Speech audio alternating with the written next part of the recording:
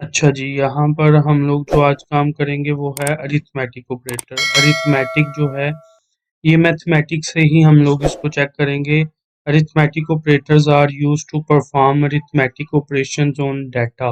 Data के ऊपर different mathematical operations को हमने अप्लाई करना है, जैसा कि ये टेबल के अंदर भी है। ये हमारे पास डिवीजन मेथड होगा, डिवीजन ऑपरेटर।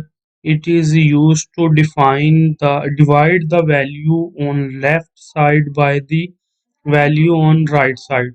जो लेफ्ट साइड पे होगी वो डिवाइड होगी राइट साइड वाले को करके, तो उसकी जो वैल्यू आएगी वो हमारे पास आंसर होगा। ये मल्टीप्लिकेशन ऑपरेटर होगा। मल्टीप्लिकेशन ऑपरेटर किसी भी दो वैल्यूज को मिलके पकड़ के मल्टीप्लाई कर देगा। ऐड भी दो वैल्यूज को पकड़ के ऐड कर देगा। सब्ट्रैक्ट जो है ये एक राइट साइड वाली को सब्ट्रैक्ट करेगा लेफ्ट साइड वाली में से। और जो मॉडुलस है, मॉडुलस हमारे पास आएगा।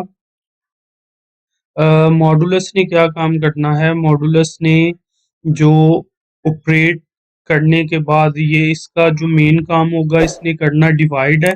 डिवाइड में इसका जो आंसर होगा वो हमारे पास उस पहले डिवाइड के अंदर डिवीजन ऑपरेटर में हम लोग लेते थे आंसर, जो कि उसके ऊपर वाली साइड पे होता था। यहाँ पर हमारे पास जो आंसर होगा वो रिमाइंडर होगा, जो कि रिमेनिंग वैल्यू बचेगी वो हमारे पास इसका आंसर होगा। उसकी एग्जाम्पल यहाँ पे मैं आपके सामने ज़रा थोड़ा सा इसको बड़ा करके तो आपको दिखा देता हूँ ये कैसे हमारे पास से शो होगा।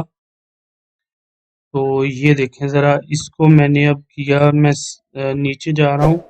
यहाँ पे डिवाइड कैसे करेगा ये, सपोज हम लोग 6 डिवाइडेड बाय, मैं यहाँ पे डिवाइड लूँ, अगर 6 को डिवाइड करूँगा 2 से, इक्वल आएगा 3। और अगर 6 प्लस करता हूँ मैं 3, इक्वल आएगा 9। इसी तरह 6 को मैं मल्टीप्लाई करता हूँ 3 से, तो आंसर आएगा 18।